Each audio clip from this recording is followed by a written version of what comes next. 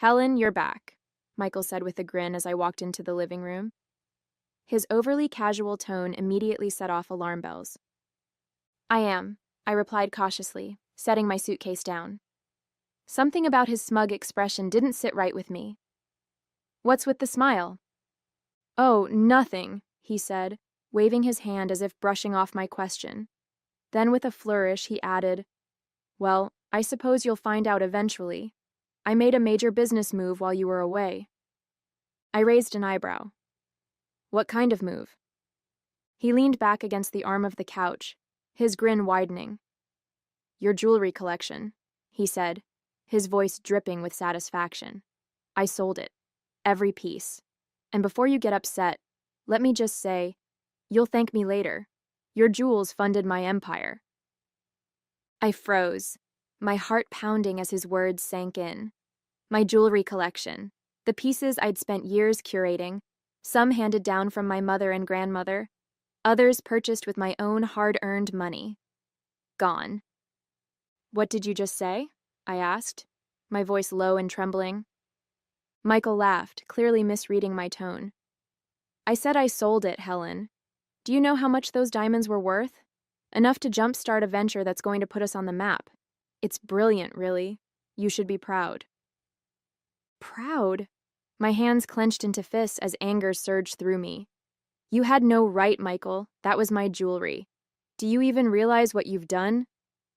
He rolled his eyes. Oh, come on, it's not like you wore half of it. It was just sitting there collecting dust. This way, it's actually doing something useful. My name is Helen, and if there's one thing I've learned in my marriage to Michael, it's that his ambition always comes first. When we met, I admired his drive. He had big dreams, and I believed in them. But over the years, I started to see the cracks. How his charm masked a tendency to bulldoze anyone who got in his way. Still, I never thought he'd stoop this low. The jewelry collection wasn't just valuable. It was deeply personal. Every piece had a story, a connection to the life I'd built for myself. And now it was gone, just like that, because Michael had decided my possessions were his to use. But what Michael didn't know, what made his smug grin so infuriating, was that I wasn't as careless as he thought. A few months ago, after hearing about a string of local burglaries, I'd taken precautions. My most valuable pieces had discreet tracking devices embedded in their clasps. I forced myself to stay calm, hiding the storm of emotions brewing inside me. Michael thought he'd won, but the game had only just begun. That night, I sat in my bedroom, staring at the open drawer where my jewelry box used to be. The empty space felt like a void, a physical reminder of what Michael had stolen from me. The anger bubbling inside me was almost too much to contain. He hadn't just sold jewelry, he'd taken pieces of my history, things I could never replace. The sapphire ring my grandmother had given me on her 80th birthday. The diamond bracelet my mom wore on her wedding day. Even the gold pendant I'd bought for myself after landing my first big job. Every piece meant something, and Michael had tossed them away like they were nothing more than a stepping stone for his empire. My fingers hovered over my phone. I wanted to call him out right then and there, scream at him, demand answers. But I knew better than to confront him when I was this angry. Instead, I opened the tracking app I'd installed months ago. The screen lit up with a map, little red dots scattered across the city. My breath caught as I realized they were still active. My necklace was at a jewelry consignment store downtown. The bracelet? It had already moved to a warehouse in the industrial district. The app even showed timestamps, tracking the journey of my belongings as they changed hands. A grim sense of satisfaction replaced my anger. Michael might think he'd pulled one over on me, but I had something he didn't. Evidence. If the tracking data was accurate, I could not only find out where my pieces were, but also prove that Michael had stolen them. I picked up my phone and called Megan, my best friend and the one person I could always count on. Megan, I said as soon as she answered, you're not going to believe what Michael did. What now? She asked, already exasperated. I explained everything, the sale, his smug attitude, the tracking devices. By the time I finished, she was as furious as I was. "Helen, you have to go to the police," she said firmly. "I will," I said, feeling a flicker of determination. "First thing tomorrow." I ended the call and sat back, staring at the glowing dots on the screen. Michael had no idea what was coming, and for once I felt like I had the upper hand. The next morning, I walked into the local police station, my phone in hand and my nerves wound tight. I'd never had to file a report like this before, but Megan's voice echoed in my head. "You have to go to the police." She was right. If I let Michael get away with this, he'd only push the boundaries further. At the front desk, a kind-looking officer greeted me. "How can we help you today?" "I need to report a theft," I said, trying to keep my voice steady. "Was it your property?" "Yes," I replied, taking a deep breath. "My jewelry collection. It was sold without my consent." The officer's eyebrows rose slightly, but he nodded. "Let's get some details." He motioned for me to follow him to a desk, where I explained everything. Michael's actions, the value of the jewelry, and the tracking devices I'd installed. When I showed him the app, his expression turned serious. "This is excellent evidence," he said, jotting down notes. "If these tracking devices are active, we may be able to retrieve some of the items. Do you have a list of what was taken?" "I do," I said, pulling out a notebook I'd filled with every piece and its approximate value. It felt strange, almost surreal, as the officer read through the list. The sapphire ring, the diamond bracelet, the gold pendant. They were more than just numbers on a page. They were pieces of my life, and now they were scattered across the city because of Michael's greed. The officer, whose name tag read Detective Carter, looked up from his notes. "We'll start by verifying the locations of the tracking signals. If the items are where you say they are, this could be a straightforward recovery. However, since your husband sold them without your consent, this also constitutes fraud. Are you prepared to pursue charges?" I hesitated, the weight of his question pressing down on me. "Yes," I said finally. "I want him held accountable." Detective Carter nodded, his expression resolute. "Good. Let's get started." As I left the station, a mix of emotions churned inside me. Relief, knowing the police were taking this seriously. Anger, remembering Michael's smug grin when he told me what he'd done. And most of all, determination. For years, I'd let Michael take and take, convincing myself it wasn't worth the fight. But this time was different. This time I was fighting back. By the time I got home, the adrenaline from filing the report had started to fade, leaving me with a mix of exhaustion and anxiety. I replayed the conversation with Detective Carter in my mind, wondering how Michael would react once he realized the police were involved. The thought didn't sit well. Michael had always been good at spinning situations to his advantage, turning himself into the victim no matter how egregious his actions were. I'd seen it before.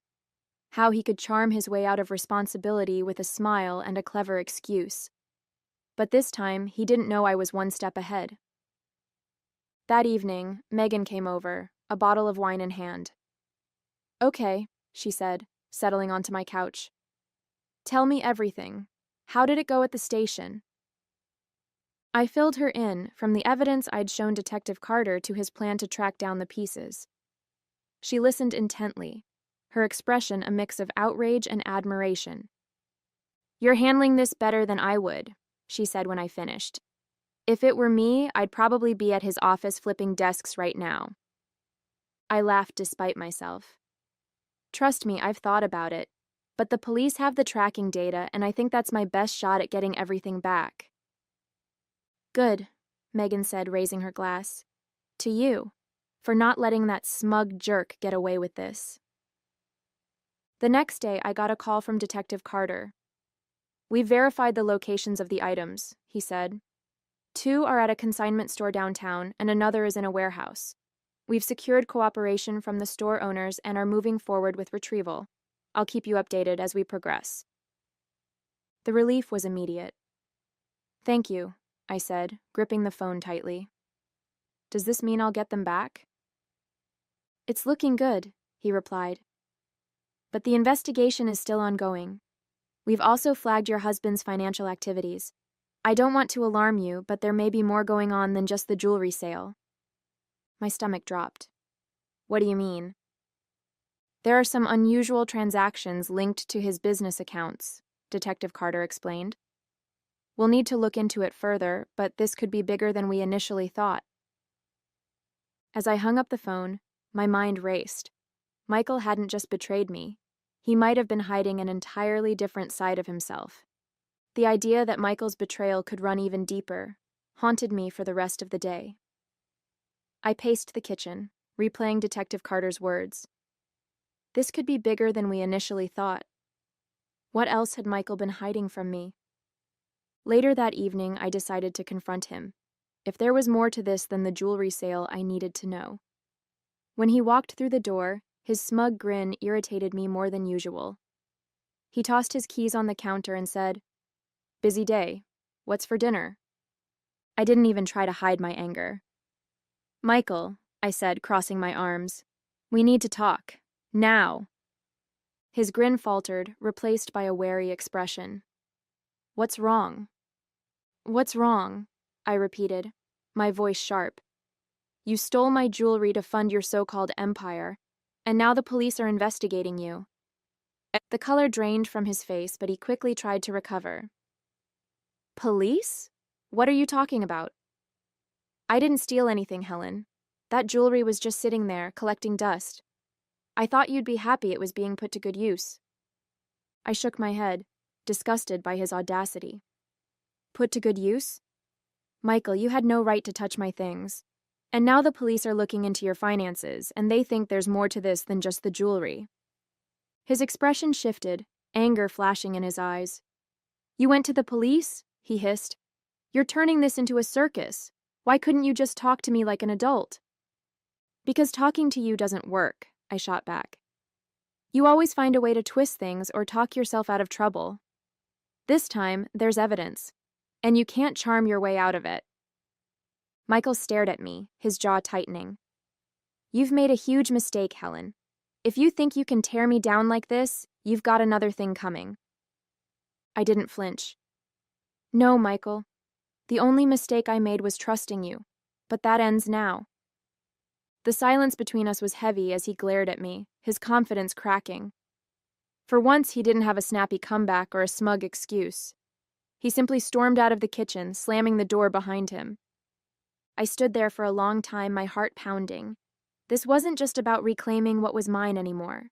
This was about standing up for myself, for everything I'd let Michael take from me over the years.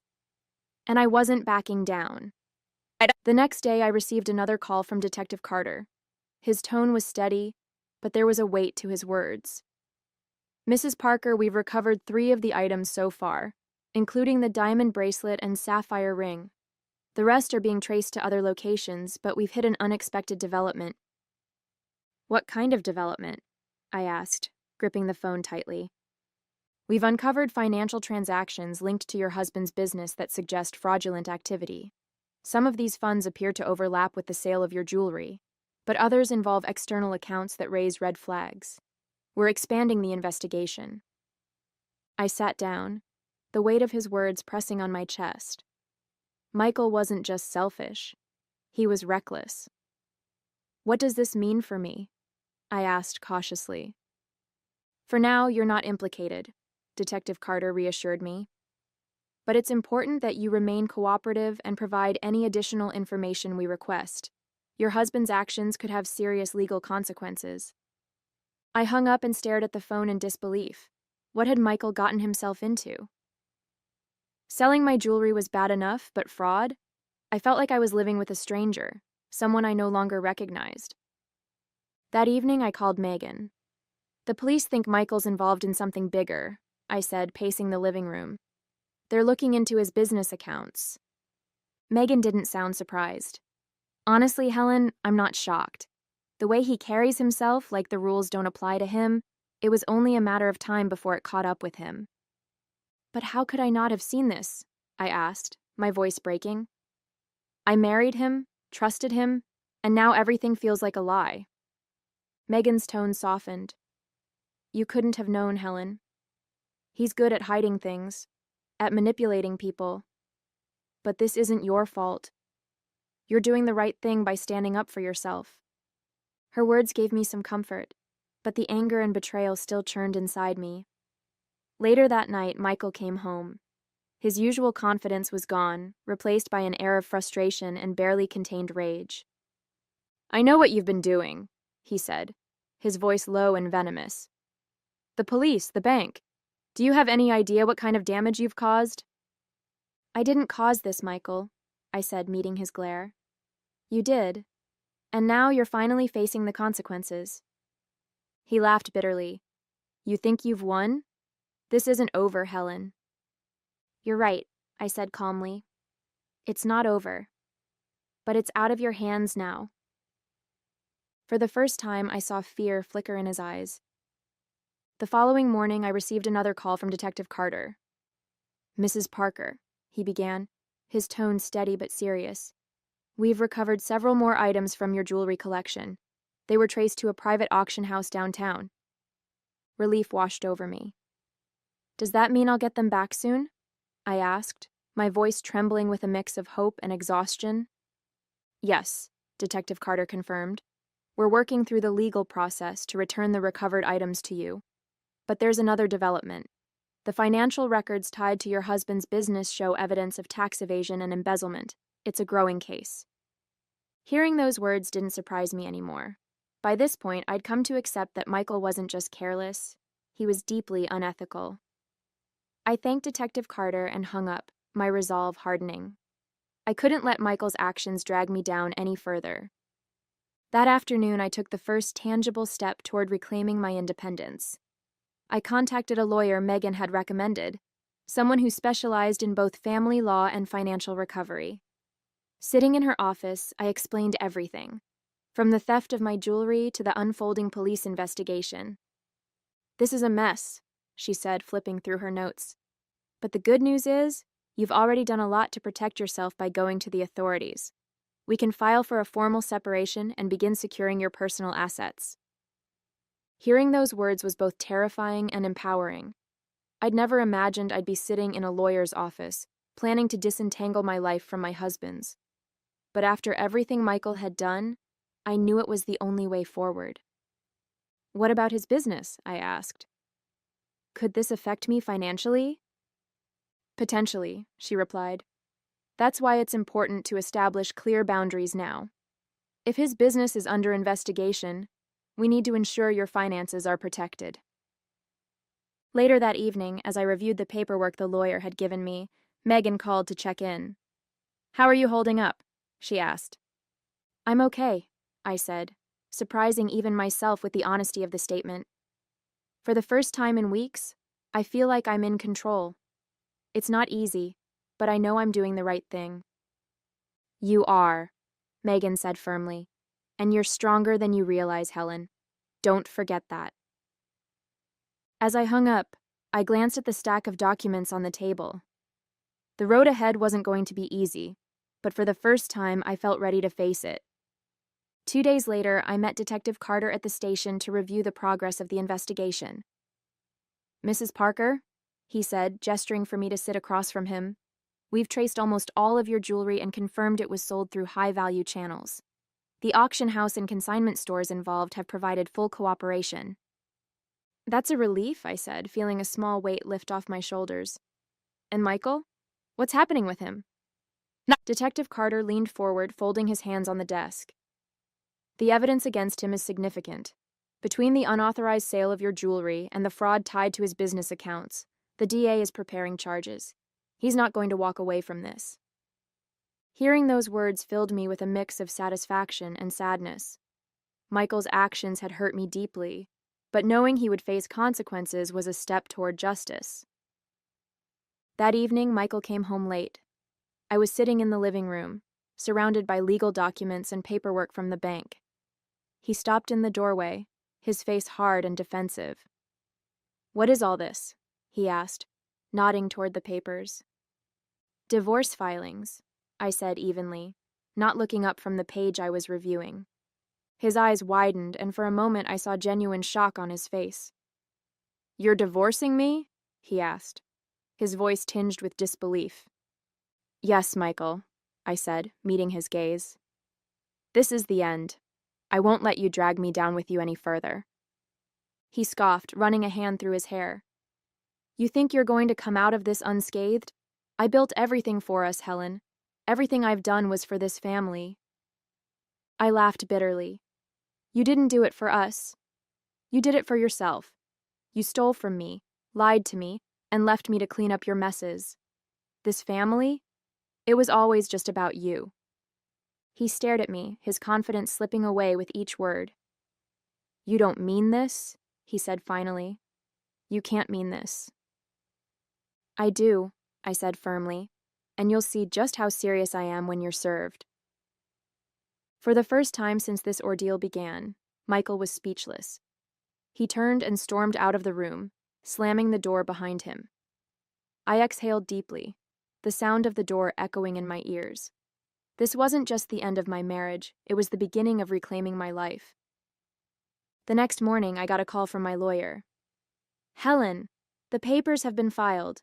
Michael will be served later today, she said, her tone professional but empathetic. I let out a breath I didn't realize I was holding. Thank you, I said softly. Helen, I know this is a tough process, she added. But you've handled this with strength and clarity. Keep focusing on your next steps. We're in your corner. After the call, I sat at the kitchen table with my coffee, staring out the window. For weeks, my life had felt like a whirlwind of betrayal, anger, and frustration. But now, for the first time, there was a sense of clarity. The pieces of my jewelry were being recovered, the police investigation was progressing, and the divorce filings marked a definitive break from the chaos Michael had brought into my life. That afternoon, Detective Carter called with more updates. Mrs. Parker, I wanted to let you know that charges are being formally filed against your husband. Between the unauthorized sale of your property and the financial fraud linked to his business accounts, he's facing multiple counts. I felt a wave of relief wash over me. Does this mean I'll be able to recover everything he sold? It's likely, Detective Carter replied. The evidence is strong, and the cooperating parties have agreed to release the items back to you as soon as the case progresses. But more importantly, the justice system is holding him accountable. Thank you, I said, my voice steady.